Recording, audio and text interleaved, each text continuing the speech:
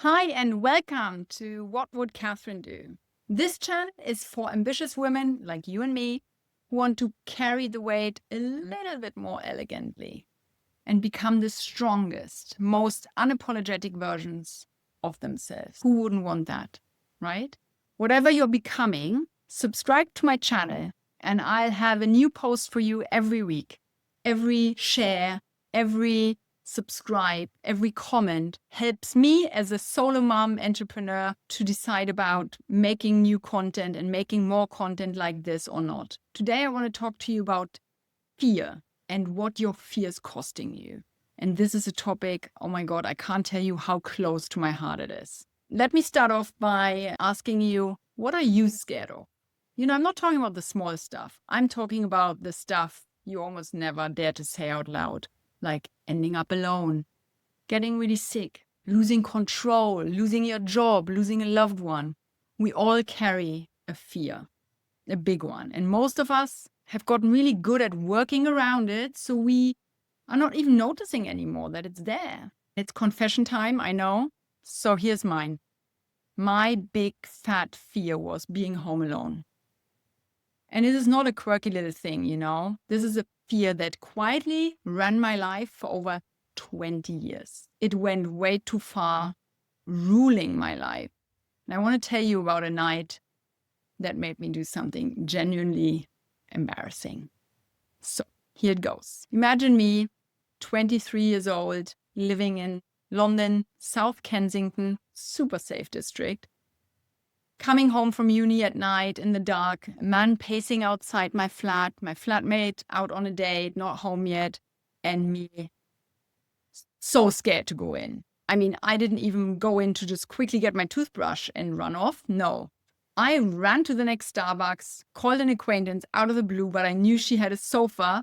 So I asked her, can I sleep at yours? I mean, honestly, this was so embarrassing because I had to say to her, I'm not daring to go in because there's a dodgy guy walking outside my house. I was just shit scared and I didn't know when my flatmate would come home. And I had this dead fear of being home alone without another adult in the flat. Not that I felt specifically like my flatmate would protect me, but like she was at least another adult there. I don't know. That gave me some peace of mind for some reason. So skip to the next morning. Sneaking out my friend's house, going back home, bumped into my flatmate who was at home, stayed there the night and survived. And she goes like, you won't believe what happened.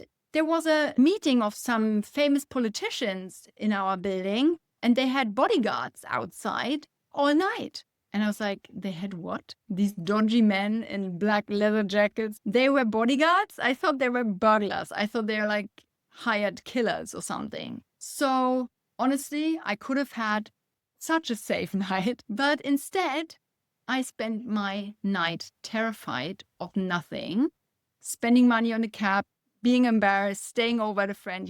I don't need to recount it to you. Whew, that was an experience. I want to explain something to you that I did not quite understand back then. And that is that our fears, a little bit like our comfort zones, they're not always trying to just protect us. I mean, it's not like the saber-toothed tiger behind us, but they're trying to stay unchallenged as well. And this is the tricky bit.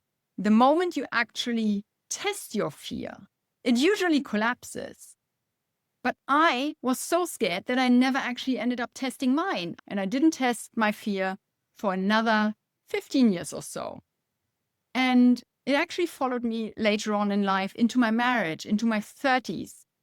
Every business trip my husband at the time took, I booked a hotel or flew out to my parents because staying home alone for even a weekend was never actually on the table for me.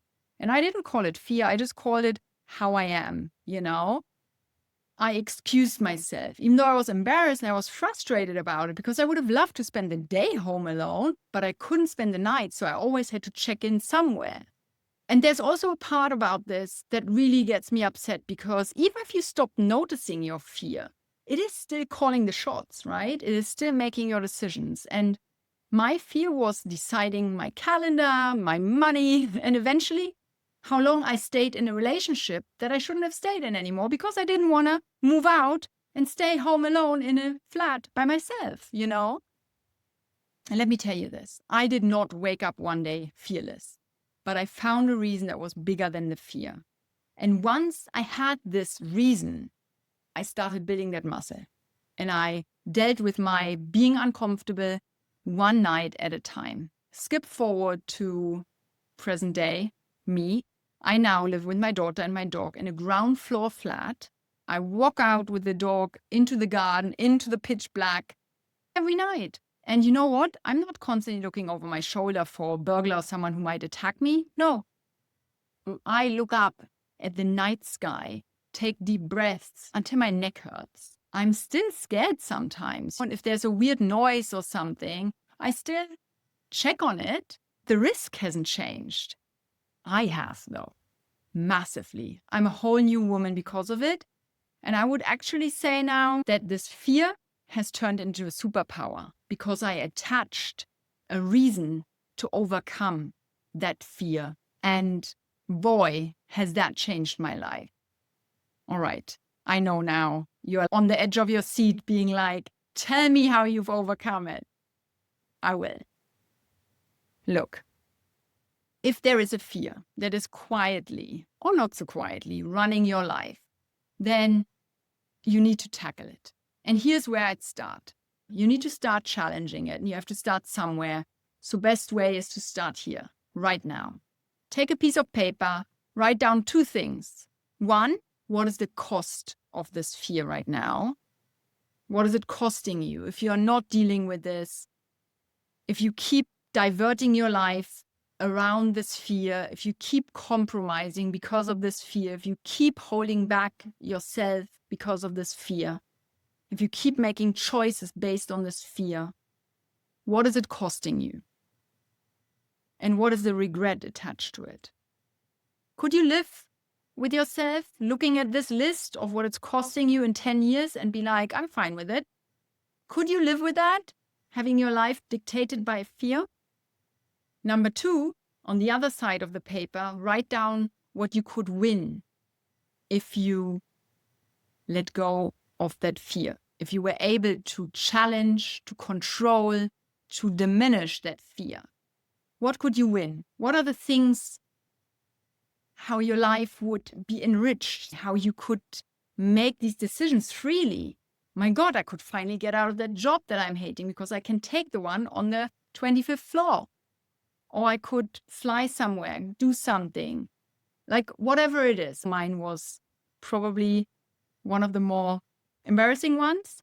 So I'm here with you. Number 1 and 2, you can do without actually tackling the fear. But number 3, there's not really going back from it. And this is finding your why, your hook, your purpose, your reason that is bigger than that fear. For me, it was my daughter. I wanted to give her the life she deserves. And part of that was to leave the relationship I was in. So I had to deal with living alone. I had to deal with being the only adult in the house with a 3-year-old kid at the time. I had to come to terms with this fear of being alone when I actually could live the life of my dreams, or at least have a peaceful home for her and me. She was my why. She was that bigger reason where I was like, okay, I have to come to terms with this. I have to practice, you know? And I think for you, finding this why, this purpose, this hook, it will help you get the strength as well and that drive to overcome. It did the trick for me, even after decades of being scared of being home alone.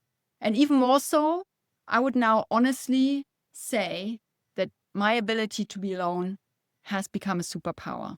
I've turned this fear into a superpower by really attaching my purpose to it. And the more I've shaken off that dependence of this fear, and the more I felt I'm in the driver's seat of my life. I do whatever I want. I'm doing this, and I'm not doing it because I have to, but because I want to. The more I have come alive and have come into my own. And this is what this channel is for. It's not just about fixing your fear, but it's about helping you become the strongest, most unapologetic version of yourself. One tested fear, limiting belief, boundary, friendship, toxic situation at a time. Whatever you're becoming, subscribe to my channel. And I'll have a new post for you every week. Every share, every subscribe, every comment helps me as a solo mom entrepreneur to decide about making new content and making more content like this or not. If you like this, if you found this helpful, like, share, comment, subscribe. And if you want to go deeper on finding your own why, then I have a whole workbook for you and exercises for you in my Chaos to Clarity course, which is linked below. But you can start light in my Chaos to Clarity workbook. Check out my website, check out the workbook, check out the course, and you will find so much more dedicated help to finding your why, your purpose, your North Star. And when you found that, fears won't be the ones guiding you. It will be you again. Thank you for watching, and I am looking forward to seeing you again soon.